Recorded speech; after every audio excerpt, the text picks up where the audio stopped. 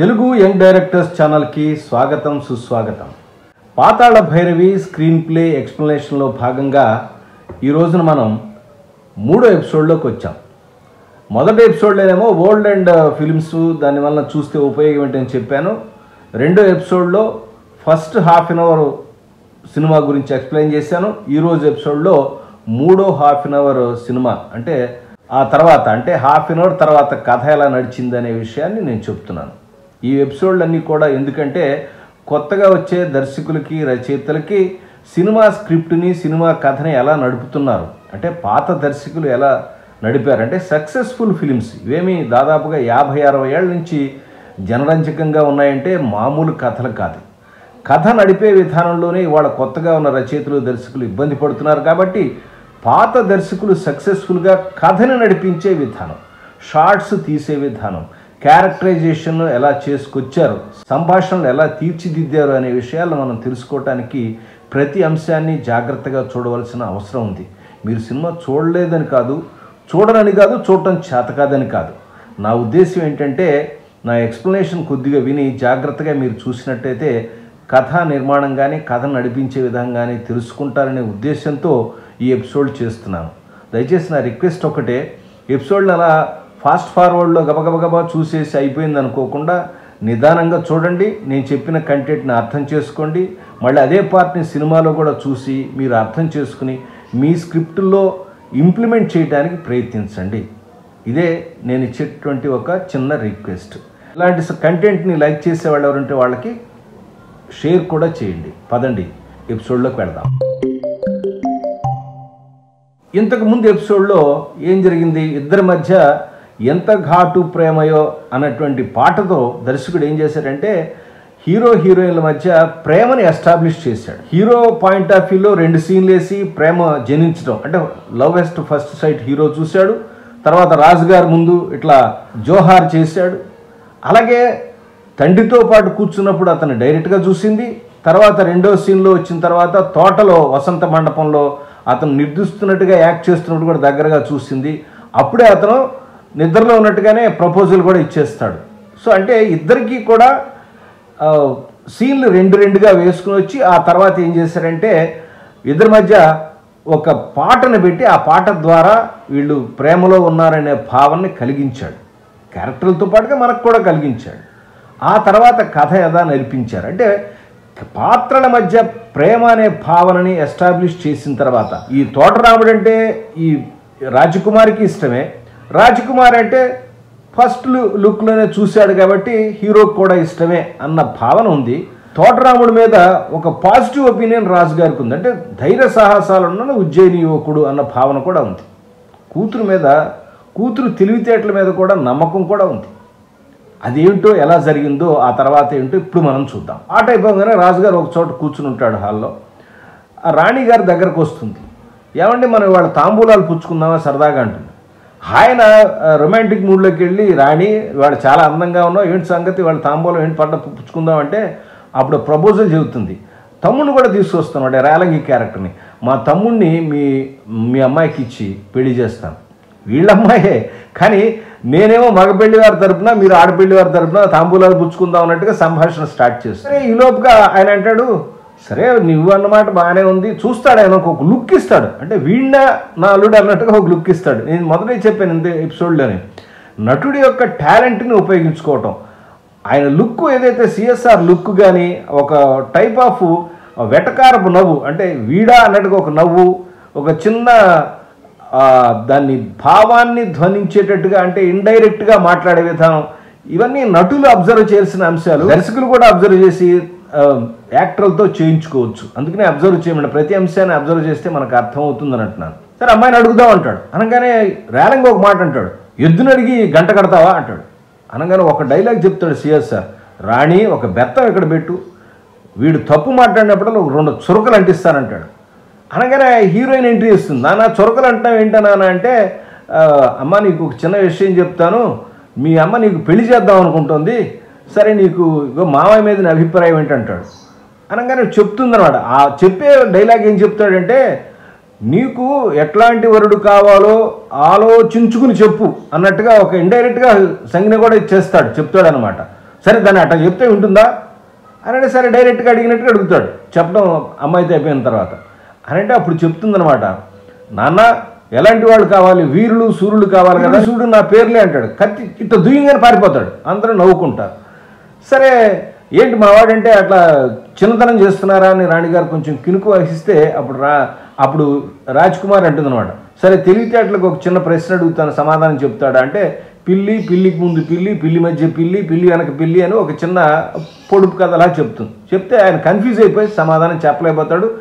So తెలివి తక్కువాడు అనే విషయం చెప్పి అలా ఇద్దరు బయటికి వెళ్ళిపోతారు. మోస్తుంది ఏంటి పెళ్లి సంబంధం మాట్లాడదామని, పెళ్లి గురించి మాట్లాడదాం అంటే మీ ఇద్దరికి ఆటలుగా ఉందా అని చెప్పి తండ్రి మీద కూతురు మీద మాట్లాడి తమ్ముడితో పక్క వెళ్ళిపోతారు రాణిగారు. ఇక్కడ ఎండింగ్ అంటాను, దీన్ని డీటెయిల్స్ అంట. తర్వాత ఇందు అని చెప్పని రాజుగారు ఇట్లా 3 వేలు చూపిస్తాడు. 3 కదా అంటే అవునా అన్న అంటుంది. చూడండి ఇది అంటే ఇది అవసరమా అంటే ఇవే చిన్న చిన్న డీటెయిల్స్. అంటే ఒక సీన్ మొదలు పెట్టినప్పుడు ఆ కంటెంట్లో ఎన్ని రకాల డీటెయిల్స్ ఉంటాయండి. అంటే డైనమిక్స్ ఆఫ్ ద సీన్ అంటాను నేను పర్టికులర్గా చెప్పాల్సినప్పుడు. సీన్ మొదలెట్టినప్పుడు ఇద్దరు కూడా ఒక పెళ్లి సంబంధం మాట్లాడదాం అన్నట్టుగా ఉంటుంది. రాజుగారి యొక్క రొమాంటిక్ మూడు దాని కాదు తర్వాత ఈయనతో పెళ్లి సంబంధం మాట్లాడాలి, నా తమ్ముడిని పెళ్లి చేయాలి, అరే వీడిని మొద్దున్నాక అంటగడుతుందా అని అనుకుని ఈలోపుగా అమ్మాయి మీద నెట్టేస్తాడు. అమ్మాయి వచ్చిన తర్వాత అమ్మాయికి ఇండైరెక్ట్గా చెప్పటం చూడండి. అంటే నటనలో కానీ సీన్ తీసే విధానంలో కానీ షార్ట్స్లో కానీ ఇంత రకమైనటువంటి ఒక ఇంట్రెస్టింగ్ పాయింట్స్ అనేవి మనకి తెలియకుండానే దానిలో డైరెక్టర్ పెట్టేశాడు. అందుకనే ప్రతి సీన్ కూడా చూడటానికి చాలా లైవ్గా ఇన్ని సంవత్సరాలైనా సరే ఓ మామూలు రాజుగారు రాణిగారు కథలైనప్పటికి కూడా, ఫోక్లోర్ డ్రామా అయినప్పటికీ కూడా, ఇది లవ్ స్టోరీ అయినప్పటికి కూడా నిత్యం మనకి ప్రతి ఇంట్లో జరుగుతున్న ఒక లవ్ స్టోరీ లాగా ఒక తల్లి, ఒక తండ్రి, ఒక కూతురు, ఒక మేనమామ, లేకపోతే ఇట్లా క్యారెక్టర్స్ ఊళ్ళో ఒక లవరు ఇలాగే ఇప్పటికి కూడా అనిపించడానికి కారణం ఏంటంటే ఈ డీటెయిల్స్ మాత్రమే. ఆ తర్వాత ఇమీడియట్గా నెక్స్ట్ సీన్లో రాణి గారు ఏం చెప్తుందంటే ఆ రేలంగి క్యారెక్టర్కి, నువ్వు ఇట్లా కాదురా, నాకు అంతా కన్ఫ్యూజ్ అయిపోయాను అంటాడు. ఈ మొద్దు అట్టా కాదు, నువ్వు కాదు, దాన్ని అట్లా కాదురా, దాన్ని ప్రేమించి దాన్ని వశపరుచుకో అని చెప్పాను అంటుంది. ఇదో సలహా. సో అక్కడి నుంచి ఏం ప్రేమించాడు ఎలాగా అనేది ఇంట్రెస్టింగ్ పాయింట్ అనమాట. ఇక్కడ చూడండి, ప్రేమ అనే అంశాన్ని ఎస్టాబ్లిష్ చేసిన తర్వాత దానికి వ్యతిరేకంగా ఉంటే దాని నెగిటివ్గా ఉండే కాన్ఫ్లిక్ట్ పాయింట్ను కూడా తీసుకుంటా వస్తున్నాడు, కథను నడుపుకుంటూ వచ్చాడు. ఒకే పాయింట్లో ఇద్దరు ప్రేమించుకోవడం, మాట్లాడుకోవడం, కలవడం ఇవన్నీ జరుగుతూ ఉంటాయి. దాని మధ్యలో ఉన్న కాన్ఫ్లిక్ట్ పాయింట్ను కూడా తీసుకొచ్చి చూపించడమే ఈ కథలో చేసినటువంటి ఒక మంచి ప్రయత్నం. నెక్స్ట్ సీన్లో తోటలోకి రాజకుమారి వస్తుంది. అది తోటరాముడి ఇంటికి వచ్చి చెలికెత్తిని పిలుస్తూ ఉంటుంది. చెలికెత్తి ఎక్కడ, చెలికెత్తి పక్కనే దాక్కుని చూస్తూ ఉంటుంది. చూస్తుంటే సరే లోపలికి వెళ్ళిలోపు కాదు, అది తోటరాముడి ఇల్లు కదా, తోటరాముడి ఇంట్లో చెలికెత్తిని పిలుస్తూ లోపలికి తలుపు దిగానే చెలికెత్తి బయటకు వచ్చి, ఏంటమ్మా గారు ఇక్కడ ఉన్నారంటుంది. నువ్వేం చేస్తున్నావు ఇక్కడ అంటుంది. అనగానే వెంటనే చేతులు పెట్టుకుని నిజం చెప్పమంటారా అబద్ధం చెప్పమంటారా అంటుంది తోటరాముడిలాగా. అంటే మీరు తోటరాముడిని ఏళ్ళు నేను కనపడలేదన్నట్టుగా ఒక మాట చెప్పి మీరు తోటరాముడి గురించి వెతుకుతున్నారు కదూ అని చెప్తుంది. నిజం తెలిసిపోయేసరికి కొట్టబోయక ఇద్దరు నవ్వుకుంటూ తోటలోకి వెళ్తారు. అనగానే అక్కడ చిన్న డిస్కషన్, తోటంతా ఇంత నిశ్శబ్దంగా ఉంది అంటే అనగానే పువ్వు ఇచ్చి, ఈ తోటలోంచి తీసుకొచ్చిన పువ్వు అండి, అద్భుతమైన పరిమళం ఇచ్చేది, మీకు కానుకగా ఇస్తున్నాను అని చెప్పి నిన్న హీరో చేసినట్టుగా యాక్ట్ చేస్తుంది అనమాట. అలాగే ఏంటి ఇంత ప్రశాంతంగా ఎవరు కనపడలేదు, బెదిరించారుగా వెళ్ళిపోయారని ఉంటుంది, జ్ఞాపకం చేస్తాం. ఆ పైకి మనం కెమెరా లిఫ్ట్ చేస్తే ఆ పైన ఇద్దరు కూడా అంజీను హీరో కూర్చుని ఎన్టీఆర్ కూర్చుని ఉంటారు. అంటే అక్కడే ఉన్నారు, సైలెంట్గా అబ్జర్వ్ చేస్తారు. అంటే ఈ పువ్వు తీసుకోవటం ఇతని యొక్క చర్య హీరోయిన్కి హీరో అంటే బాగా ఇష్టం అనే విషయం ప్రేక్షకులతో పాటుగా హీరో కూడా తెలుసుకుంటాడు. సో ఈ రాజకుమారి నన్ను లైక్ చేస్తుందనే విషయం అతను కూడా అర్థమైంది, మనకు కూడా అర్థమైపోయింది. 2 సార్లు చూపించాడు కదా, అక్కడ వసంత మండపంలో చూపి ఇక్కడ కూడా చూపించాడు. అంటూనే ఈలోపు ఒక సందడి వస్తుంది. అవి అమ్మగారు శబ్దం వచ్చింది అనగానే రేలంగి క్యారెక్టర్ ఎంటర్ అవుతుంది. ఇందు నీ మీద నాకు ప్రేమ ఉంది అంటాడు. ఏంటి నాకు వినపట్టలేదు అంటుంది. ప్రేమ అని గట్టిగా అనగానే అక్కడ ఒక పాట పెట్టారు. ఇప్పుడంటే మనకి కామెడీ ఆర్టిస్ట్ లేదు, కానీ అప్పుడు కామెడీ ఆర్టిస్టులు వాళ్ళకి పాటలు కూడా ఉండేవి. చాలా పాపులర్ పాట, వినవే బాల నా ప్రేమ గోల అని చెప్పి ఒక పాట రేలంగి గారే పాడారు ఇది పాట. అలాగే వేరే కొన్ని సినిమాల్లో కూడా ఆయన పాడాడు. కామెడీ ఆర్టిస్టులు అంటే పాపులర్ కామెడీ ఆర్టిస్టులకు కూడా పాటలు ఉండేవి. సరే ఆ పాట అయిపోతూ ఉండగా ఆ వెనకపాల పాము కాటేయడానికి ఎరగారు ఉంటుంది. అది పాము అనగానే గబక్కనైతే పారిపోతాడు. రాజకుమార్ని ఎక్కడ కాటేస్తుందో అని చెప్పి చెట్టు మీద ఉంచినటువంటి తోటరాముడు గబక్కన కిందకు దూకి గబక్కన పాముని గిరగిరగిరగిరగిరగిర తిప్పి పక్కన పారేస్తాడు. పాము అంటే పారిపోయాడు ఆయన. పామును కూడా కాటేస్తున్న భయం లేకుండా ఇట్లా సాహసంగా చేసేసరికి ఆవిడ ఎప్రిషియేషన్ చేస్తుంది. ఇది ఒక మంచి సీన్ అనమాట. ఇది అంటే ఇందాక అందుకే తండ్రితో సాహసం ఎప్పటికప్పుడు ఇతను సాహసి దేనికైనా సరే. అంటే ఈ అమ్మాయికి ఏదన్నా ఆపద జరిగితే ప్రొటెక్ట్ చేయడానికి ఆలోచించకుండా ఇతను ఉన్నాడు అనే విషయాన్ని ఈ సీన్ ద్వారా ఎస్టాబ్లిష్ చేస్తాడు. ఇది అంటే ఇతను పారిపోయే మనస్తత్వం రేలంగిది, దేనికైనా సాహసాన్ని తెగించేటువంటి మనస్తత్వం ఇతంది అనే విషయాన్ని మరొక్కసారి ఎస్టాబ్లిష్ చేశాడు. దీని అవసరం ఏంటంటే తర్వాత ఇమీడియట్గా సీన్లోనే మనకు తెలుస్తుంది. రాజుగారు పొద్దున్నే జ్యోతిష్యుల్ని పిలుస్తారు, జ్యోతిష్కుల్ని. అయ్యా నేను ఇట్ట సర్పం కాటైపోయింది, ఏంటి జాతకం చూసి ఏం జరుగుతుందో చెప్పండి. ఆయన కింద పైన అటు ఇటు చూసి చెప్తారనమాట. ఇక్కడ డైలాగ్స్ చాలా విచిత్రంగా చెప్తారు. ఏమిటి అలా అంత ఆలోచన ఏం జరుగుతుందంటే, అమ్మాయి గారి జాతం చిత్ర విచిత్రంగా ఉంది సార్ అంటారు. చిత్ర విచిత్రంగా అంటే తర్వాత జరగబోయే కథ చిత్ర విచిత్రంగా. జాతకం ఆవిడ జాతకం ఎట్లా ఉంటే కదా హీరోయిన్ జాతకం హీరో జాతకం ఎట్లా ఉంటే మనకు అట్లా ఉంటాయి, చిత్ర విచిత్రంగా ఉంటాయి. అంటే కథ ఇక్కడి నుంచి చిత్ర విచిత్రంగా జరగబోతుంది అనేది ఒక అర్థోక్తిగా చెప్తారు మనకి. చిత్ర విచిత్రంగా ఉంటుంది, రకరకాల పీడ ఉంటుంది, బంధు వియోగం ఉంటుంది. అంటే ఇంట్లోంచి బంధువులు అంటే తల్లిదండ్రుల వీళ్ళ నుంచి వియోగం ఉంటుంది, రకరకాల బాధలు ఉంటాయి, ఇట్లా అని చెప్పి గ్రహాలు చెప్తారు. అప్పుడు చెప్తాడు, ఎందుకు విన్నావు కదా, ఇక్కడి నుంచి మనం బయటికి నువ్వు కదలొద్దు, వాళ్ళ నుంచి అంతఃపురంలోనే ఉండు అంటే బయటికి వెళ్ళొద్దని కట్టడి చేశాడు అనమాట. అంటే మామూలు సినిమాల్లో మన సినిమాల్లో హీరోని ప్రేమిస్తుందని చెప్తే తల్లిదండ్రులు ఇంకెక్కడికి వెళ్ళొద్దంటే ఇంట్లో తలిపేస్తారు చూసారా. మరి రాచరికంలో ప్రాబ్లం ఉన్నది కదా, ఇట్లాగా వీడికి ఇలా సర్పం ఇట్లాగా అటాక్ చేసింది కదా, అందుకని ఏం చేశాడు కాబట్టి నీ సిస్టమ్ బాగలేదు కాబట్టి ఇప్పుడు నీకు జాతక పరిస్థితి బాగలేదు, ఇంట్లో నుంచి వెళ్ళొద్దు, ఎక్కడికి కదలొద్దు అంటే తోటకి వెళ్ళదు, అక్కడికి వెళ్ళదు, ఇంట్లో అంతఃపురంలో ఉండని చెప్పేశాడు. ఇక్కడి నుంచి కథ అంటే హీరోయిన్ల మధ్య ప్రేమ బలీయంగా ఏర్పడింది. హీరోయిన్ కలుసుకుని మాట్లాడుకుందాం అంటే కుదరట్లేదు. అక్కడి నుంచి కథ మళ్ళీ ఇదే విధంగా నడపల. ఇక్కడ కొత్త పాత్రని ఇంట్రడ్యూస్ చేశాడు. అదే పాత్ర అంటే కథని ముందుకు తీసుకెళ్ళి చిత్ర విచిత్రమైనటువంటి కథను మలుపులు తిరిగి మనకు తెలియనటువంటి ఒక లోకాలకు తీసుకెళ్ళేటువంటి ఒక పాత్ర మనకి ప్రవేశపెడుతున్నాడు దర్శకుడు. ఆ పాత్ర ప్రవేశం కూడా ఎట్లా చేస్తాడంటే, ఒక కొండల గిండ్ల ఒక గుహా ప్రాంతంలాగా ఉంటాడు. అక్కడ ఒక పద్మనాభం అంటే సదాజపుడు ఆయన పేరు, ఆయన తపస్సు చేస్తూ ఉంటాడు. లోపల సదాజప అంటే ఇతను ఎవరు మనకు తెలియదు కదా, పేరు వినపడుతున్నాడు సదా అంటే ఇతను సదాజపుడు కరెక్టాడు. సదాజపుడు లోపలికి వెళ్తాడు. అనగా సంజీవని సిద్ధం చేయరా అంటాడు. ఎందుకు గురు అంటాడు. చెప్తాను చేయరా అనగానే అతను ఒక కొండ దగ్గరికి వెళ్తాడు. ఆ కొండ దగ్గరికి వెళ్ళి ఒక చిన్న ఇప్పుడు మామూలుగా ఇప్పుడు ఏదైనా మొక్క పైకి తీసారనుకో, వేరే వస్తువు తీస్తే ఎట్లా ఉంటుంది, అది ఒట్టు వేళ్ళు అంటే ఏం తెలుస్తుంది, దానిలో స్పెషాలిటీ ఉండాలి కదా, అందుకు దాని నుంచి పొగలు వచ్చినట్టు చూపిస్తారు. అంటే ఏంటి, అది మహిమాన్వితమైనది అంటే విజువల్గా చెప్తామండి. ఓన్లీ ఇలా కొండలో తీసి ఇలా చిన్న వేరు వ్యవస్థ చూపించారనుకోండి, ఏముంటుందో సంజీవనో లేకపోతే మన పిచ్చి మొక్క ఎవరు తెలుస్తుంది, దానికి మహిమ ఉందని చెప్పాలి కదా. ఈ మహిమ ఉంది చెప్పాలంటే దానిలోంచి పొగలు వస్తుంటే దానికి వెనకాల బ్యాక్గ్రౌండ్ మ్యూజిక్. ఇక్కడ ఈ కాపాలికుడు ఏం చేస్తారంటే ఒక పెద్ద యాగం చేస్తాడు, చండీ యాగం చేసి దానిలో చేతిని నరికేసి దానిలో అమ్మవారికి సమర్పిస్తాడు. అప్పుడు దేవి ప్రత్యక్షం అవుతుంది. అష్టసిద్ధులు వచ్చేసేసి మొత్తం యొక్క భూమండలాన్ని అంతా కూడా చేతిలో పెట్టుకోవాలంటే, గొప్ప శక్తివంతుడు కావాలంటే అట్లా శక్తిని ఇచ్చేటువంటిది ఏదైనా ఉందా అని అడుగుతాడు. అడగగానే చెప్తుంది పాతాళ భైరవి ఉంది. ఎక్కడుంది? ఉజ్జయినికి ఉత్తరాన. సో మంత్రాల మర్రి కింద లోపల యక్షులు కాపలా కాస్తూ ఉన్నటువంటి ఒక ప్రదేశంలో ఉంది, అక్కడ నిక్షిప్తం చేయబడి ఉంది పాతాళ భైరవి. అది కనుక నువ్వు సాధించావంటే ఇంక నీకు తిరుగులేదని చెప్తుంది. మరి దానికి ఎలాగా అంటే, నీలాగా మంత్రసిద్ధులు ఉన్నవాడన్నా కావాలి, లేదా ఉత్తముడు లేదా బాగా సాహసవంతుడైన వాడు కావాలి. ఉత్తముడు సాహసవంతుడు ఆల్రెడీ మనం హీరో చూపించారు కదా, మన డైరెక్టర్ సాహసవంతుడని చూపించారు.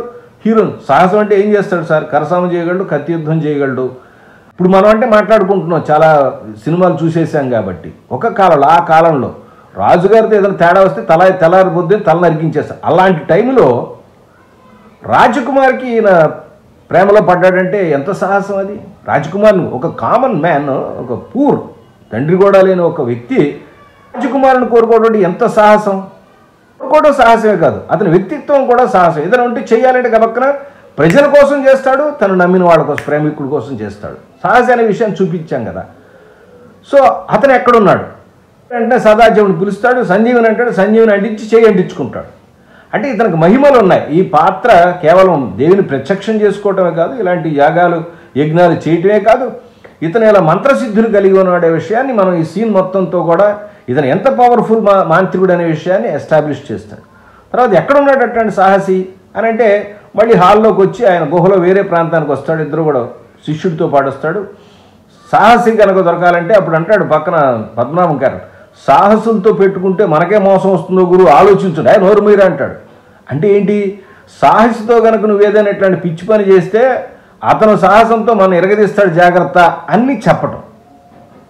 ఇవేనండి మనకి ప్రతి పాత్ర ప్రతి సంభాషణ మనం అబ్జర్వ్ చేసినట్టయితే కథని ఏ విధంగా ఆడియన్స్ మైండ్లోకి ఎక్కిస్తున్నారు, ఎట్లాంటి భావన కలగజేస్తున్నారు. ఇందాక హీరోయిన్ చెప్పినప్పుడు ఏం చెప్పారు, చిత్ర విచిత్రంగా జరుగుతుందన్నారు.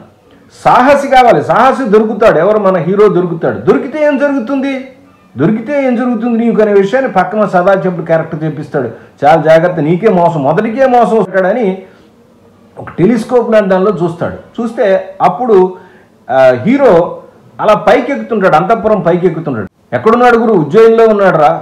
తర్వాత అంతఃపురాల్లో పైకి పాకి అంతఃపురాన్ని ప్రవేశం చేస్తున్నాడు రా అని అంటాడు. ఎక్కడున్నాడో ఐడెంటిఫై చేశాడు. ఇతన్ని తీసుకెళ్ళి తనకి కావలసినటువంటి పాతాళ భైరవుని సంపాదించడం ఎలాగా, ప్రతి సీన్ని ప్రతి డైలాగ్ని పాత సినిమాల్లో అబ్జర్వ్ చేయవలసిన అంశం ఉంది అనే విషయాన్ని మీరు అర్థం చేసుకోండి. అంతఃపురంలోకి ప్రవేశించినటువంటి హీరో అలా రాజ్కుమారి మందిరం వైపుకి వెళ్తుంటాడు. ఆ విషయాన్ని అక్కడే గమనిస్తూ ఉన్నటువంటి అంటే రేలంగి క్యారెక్టర్ కూడా, మేన్మావ్ క్యారెక్టర్ కూడా వస్తుంది. లోపలేమో వీణ వాయిస్తూ ఉంటుంది హీరోయిన్. సో వింటూ ఉంటాడు, ఇది చూస్తాడు, చూసి వెంబడిస్తాడు. సరే దొంగ అనగానే పారిపోవడంలో కొంచెం సైనికులు కొంచెం గొడవ జరుగుతుంది. అతను వెళ్ళిపోయి హీరోయిన్ రూమ్లోకి ఎంటర్ అవుతాడు. ఎవరంటే నువ్వు ఎందుకు వచ్చావు అంటూ, నిజం చెప్పన్నారా అబద్ధం చెప్పన్నారా, ఏమిటి సాహసం పిచ్చిగా ఉందా ఇవన్నీ, అబద్ధం చెప్పి ఏం చెబుతావు అంటే, రాజకుమారి నన్ను ప్రేమ బంధంతో తీసుకొచ్చి ఇక్కడ పడేసిందంటే ఏం మాట్లాడుతున్నావు, ముందు బయటికి వెళ్ళి అంటుంది. అనగానే వద్దు రాజకుమారి, నిజమే చెప్తాను, నువ్వు లేకుండా బతకలేను, ప్రతి క్షణం ప్రతి అంశం నాకు అట్లా ఒక చాలా ప్రేమగా చాలా అపీలింగ్గా చెప్తాడు. ఆ డైలాగ్ అనేవి అద్భుతంగా రాశారు. సో మీ ప్రేమ లేని జీవితం నాకు వ్యర్థం అనుకున్నాను అనేసరికి నువ్వు ఈలోపుగా బయట నుంచి శబ్దం అంటే రేలంగి వేరే వాళ్ళందరూ సైనికులందరూ కూడా తీసుకొస్తాడు. రూమ్లో దూరాడు, ఇక్కడే ఉన్నాడు వీడు, దొంగ వేదం అని తెలుసుకుంటాడు, తోటరాముడు ఉన్నాడని. అయితే ఏంటంటే మీ మామగారు వచ్చారు సైన్యంతో, వెళ్తాను అంటే, ఏంటి పిచ్చి సాహసం, ఒకసారి అంతఃపురంలోకి రావటం అంటే తల తీసేస్తారు ఏమనుకుంటున్నావు, నువ్వు నా ప్రాణాన్ని ఒకసారి కాపాడావు కాబట్టి నేను కూడా రక్షిస్తాను, పక్క దాక్కుంటుంది. నేను నీ ప్రేమ కోసం వచ్చాను, అది లేనప్పుడు పోతే ఏంటి పోతానంటాడు. అలా కాదురా బాబు, చెప్పిన మాట ఉంటుంది. నో ప్రేమ ఉందంటేనే నేను ఉంటానండి. సరే ప్రేమిస్తాను కానీ పక్క దాక్కుంటాడు. సరే లోపలికి రేలంగి వస్తాడు. ఎక్కడ ఎవరు లేరు, అంతా పడితే నేను మాట్లాడుకుంటున్నాను, వీణ వాయిస్తాను, అది చెప్తుంది. ఎతుకుతాడు, ఎక్కడ లేరా, సరేలే అని ఏం దొరకలేదు అన్నట్టు వెళ్ళిపోతాడు. వెళ్ళిపోయి బయట ఇంకో చోట దాక్కుంటాడు. సో అప్పుడు చెప్తాడు మళ్ళీ ఇంకొకసారి పువ్వు తీసి తోటకంతా పరిమళమిచ్చే పువ్వు అన్నటువంటి యాక్సిడెంట్. అంటే ఆమె బలవంతాన ఏదో ఇట్లా ప్రాణం పోతుందని మభ్యపెడితే అన్నట్టు కాకుండా ఆమెకు కూడా ఇంట్రెస్ట్ ఉంది, తీసుకుని సైలెంట్గా ఉంటుంది. సరే జాగ్రత్తగా వెళ్ళు అని చెప్పి అతను తలుపు తీసి బయటికి పంపిస్తుంది. బయటికి రాగానే వాళ్ళందరూ వాడిని బంధిస్తారు. అందరూ పంచాయతీ రాజుగారు వస్తారు. రాజుగారు కోపంగా అడుగుతాడు, ఎందుకు వచ్చావు అంటాడు. అక్కడ మళ్ళీ హీరో ప్రశాంతంగా, నిజం చెప్పమంటారా మహారాజా అబద్ధం చెప్పమంటారా. రాజుగారు పెచ్చు కోపం వచ్చి పేళ్ళు 2 చెంపలు బిగుతాడు. ఎందుకు వచ్చావు అని అడుగుతాడు. అడిగితే చెప్పేస్తాడు, నిజమే చెప్పేస్తాడు. రాజకుమారిని చూడదామని వచ్చాను నేను. రాజుకు పిచ్చ ఆవేశం వచ్చేస్తుంది. ఆవేశం వచ్చేసి వీడిని చెరసాల్లో వేసి రేపు పొద్దున మెడకాయ తీసేసేయండి, చంపేసేయండి అని చెప్పి ఆర్డర్ వేస్తాడు. చెరసాల్లో తీసుకెళ్ళి పడేస్తాడు. రాజుగారు తన మందిరంలో చాలా బాధపడతాడు. నిన్నేమో ఎవరు పాము కరవటం అంటే ఏంటి, ఇవాళ ఈ పీడ రావటం ఏంటి, ఏం జరుగుతోంది అని అతనికి వెంటనే అంటే జరిగిన ఒక సన్నివేశం జరగగానే చాలా కీడు జరగంగానే అతను బాధ కలుగుతుంది. రాణి గారు ఏముంటుందంటే, పీడ లేదు పాడు లేదు, వాడు రేపు పొద్దున తలదించే దరిద్రం వెళ్ళిపోతుంది. ఆయన ఆ వ్యాకులతోనే పడుకుంటాడు. హీరోయిన్ కూడా చాలా ఒక చిన్న షాట్ వేస్తారు. ఆ చెలికెత్తాను హీరోయిన్ ఏం చేయదు. అదేంటి హీరో వచ్చాడు, ఇప్పుడే ప్రేమించాను ధన్మని వాడు ఎమ్మటే తెల్లారితే వాడి తలకాయ తీసేస్తారు. ఇట్లా జరిగింది ఏంటి అని ఆవిడ ఏం మాట్లాడాలో తెలియదు, అట్లా ఉంటుంది. రాజుగారు పడుకుంటారు. ఇక్కడేనండి దర్శకుడు ఒక సన్నివేశం, ఈ రాజుగారు పడుకునే సన్నివేశం అనేదే చాలా ఇంపార్టెంట్. ఇటువంటి సన్నివేశాలు అనేవి పూర్వకాలం సినిమాల్లో ఉండేవి, ఇప్పుడు ఉండటానికి అవకాశం లేదు, వేరే రకంగా కూడా మార్చి పెట్టవచ్చు కూడా. కానీ బలమైనటువంటి క్యారెక్టరైజేషను, ఒక అభిప్రాయం ఏర్పడటానికి ఎందుకు ఇట్లాంటి సీన్ పెట్టాడు అని అంటే ఆలోచిస్తే, ఆయనేమో రాజుగారు, ఈయనేమో అల్లుడేమో చాలా ఒక తోట మాలి అంటే పూలు అల్లుకునే ఒక ఆమె యొక్క కొడుకు. చాలా అంటే ఉత్తర దక్షిణ ధృవాలంత తేడా ఉందండి, చాలా పెద్ద తేడా ఉంది ఫైనాన్షియల్గా కానీ అన్ని రకాలుగా కూడా. దాన్ని కన్విన్స్ చేయడానికి ఏదో ఒకటి ఉండాలి కదా. ఆయన నిద్రలోకి వెళ్తాడు, నిద్రలోకి వెళ్ళంగానే దానికి ఒక కళ వస్తుంది ఆయనకి. దానిలో ఏంటి, ఒక పెద్ద మాంత్రికుడు, నేపాళ మాంత్రికుడు ఎవరైతే రాబోతున్నాడో ఆ నేపాళ మాంత్రికుడు రావటం, ఈ అమ్మాయిని చెరబట్టబోవటం, ధన్మని తోటరాముడు వచ్చి విడిపించడం, ఆమెను కాపాడటం అనేది కల్లోకి అంటాడు. అంటే క్యారెక్టర్కి ఏంటి, అతని సాహసం మీద ఇతనికి ఒక నమ్మకం ఉంది. కూతురికి ఏదైనా ఒక ప్రాబ్లం వస్తే ఈయన కత్తిపట్టి యుద్ధం చేయగలడా, పోనీ బామర్ చేయగలడా, రాణిగారు చేయగలడా, పోనీ అంత గొప్పమైనటువంటి సాహసులు వీళ్ళ సైన్యంలో ఉన్నారా, అవి మనకు చూపించలేదు. ఆయనకు తెలుసు కదా, మనం పెద్ద కత్తి యుద్ధం కార్యక్రమం ఏం లేదా ఈ రాజుగారికి. కాబట్టి సాహసుడైనటువంటి వ్యక్తి ఇలాంటి ప్రాబ్లమాటిక్ చైల్డ్ని రక్షించగలిగేవాడు కావాలనేటువంటి మనస్తత్వం ఆయన మనసులో ఉంది అనే విషయాన్ని ఈ కళ ద్వారా మనకి ప్రేక్షకులకు చెప్తాడు. సరే, కూతురుని చూద్దామని గబక్కన కళ్ళలోంచి లేస్తాడు, లేచి చూస్తే ఆవిడ ఆ మందిరంలో ఉండదు. ఎక్కడికి వెళ్ళి ఉంటుంది, కత్తిపట్టుకు నెమ్మదిగా చెరసాల దగ్గరికి వస్తాడు. వచ్చి ధనధన రాకుండా వస్తుంటే మాటలు వినపడుతూ ఉంటాయి. ఎక్కడికైనా వెళ్ళిపో, నువ్వు ఎట్లా కూడా ప్రాణానికి తెగించి నిన్ను రక్షిస్తున్నాను, వెళ్ళిపో అంటే, అమ్మని నిన్ను వదిలి వెళ్ళిపోవాలా, రాజుగారి ఆజ్ఞ ధిక్కరించి నేను దిక్కుమాలిన వాళ్ళలాగా పిరికి వాళ్ళలాగా వెళ్ళాలా అనేసరికి రాజు ఒక రియాక్షన్ ఇస్తారంటే, అంటే వీడు నా ఆజ్ఞని ధిక్కరించట్లేదు, ప్లస్ వాడు మోసం చేసి ఎక్కడో అక్కడ బతకాలి, పిరికి వాళ్ళలాగా బతకాలనుకోవట్లేదు, ఎంత కష్టం వచ్చినా సరే నా కూతురు వదిలిపెట్టడు, అంటే ప్రాణం పోయిన ప్రాణం వదిలేస్తాను కానీ నిన్ను మాత్రం వదిలిపెట్టను అని అనేటువంటి ఒక గొప్ప ప్రేమికుడు, సాహసి ఉన్నాడు వీళ్ళ విషయం. ఆ విషయం తెలుసుకుంటాడు రాజుగారు. వస్తాడు, వచ్చి తలుపు తీయంగానే షాక్ తింటారు. నాన్న క్షమించు నాన్న, ఇట్లా చేసినందుకు ఒక తప్పుగా అంటుంది అనగానే తోటరాముడికి హెచ్చరిక చేస్తాడు.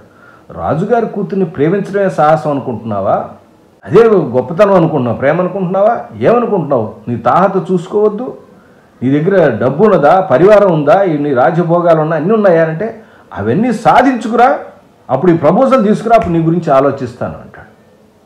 ఛాలెంజ్ అనమాట, హీరోకి ఒక ఛాలెంజ్. అవన్నీ నీకు ఉంటే నా కూతుర్ని ఇస్తానని ఒక కండిషన్ పెడతాడు. ఈ కండిషన్ పెట్టి, ఇప్పుడు ఇలాంటి కండిషన్స్ పెట్టే లవ్ స్టోరీస్ చాలా అయినాయి. మరో చరిత్రలో కూడా ఉంటుంది, సంవత్సరం పాటు మీరు చూసుకోకుండా ఉంటే మీ ఇద్దరికి పెళ్లి చేస్తా అంటాడు ఆయన. మరో చరిత్ర సినిమా బాలచంద్ర గారు చూడండి, చాలా సినిమాల్లో ఇట్లాంటి కండిషన్స్ ఉంటాయి. ఈ కండిషన్స్కి ఒప్పుకోవటం, హీరో దాని గురించి ప్రయత్నం చేయటం అనేటువంటి చిన్న టెక్నిక్ ఏదైందో అది హిట్ పాయింట్. అక్కడి నుంచి వెళ్తాడు. వెళ్ళిన తర్వాత తల్లి ఆజ్ఞ తీసుకుని, నేనమ్మ ఇట్లా అన్నారు రాజుగారు, అన్నీ సాధించుకుని నేను వస్తానని చెప్పి నీ ఆశీర్వాదం తీసుకుని బయలుదేరతాడు. బయలుదేరి ఎట్లా వెళ్ళాడు, తోటరాముడు సాధించాడా, అనుకున్నది సాధించాడా, ఆయన జీవితం ఏమైంది, హీరోయిన్ పరిస్థితి ఏమైంది, ఆ తర్వాత ఈ సాహసిని తీసుకెళ్ళడానికి వచ్చేటటువంటి ఆ మాంత్రికుడి యొక్క ఆశ నెరవేరిందా, ఇలాంటి విషయాలన్నీ కూడా ఇప్పటిదాకా దాదాపుగా గంట 5-10 నిమిషాల దాకా అయింది. తర్వాత ఏం జరిగిందనేది నేను నెక్స్ట్ ఎపిసోడ్లో ఎక్స్ప్లెయిన్ చేస్తాను. దయచేసి మళ్ళీ నేను చెప్పినటువంటి explanation half an hour 40 minutes దాకా వచ్చింది. దయచేసి ఇది ఒకసారి చూడండి, సినిమాలో ఉన్న మంచి విషయాలను తెలుసుకోవడానికి ప్రయత్నించండి. ఈ పాయింట్స్ అన్నీ కూడా చిన్న బుక్ మీద నోట్ చేసుకుని మీ సినిమాల్లో కూడా ఇంప్లిమెంట్ చేయడానికి ప్రయత్నించండి. మరొక కొత్త అంశంతో మళ్ళీ కలుస్తాను. అప్పటిదాకా నమస్కారం.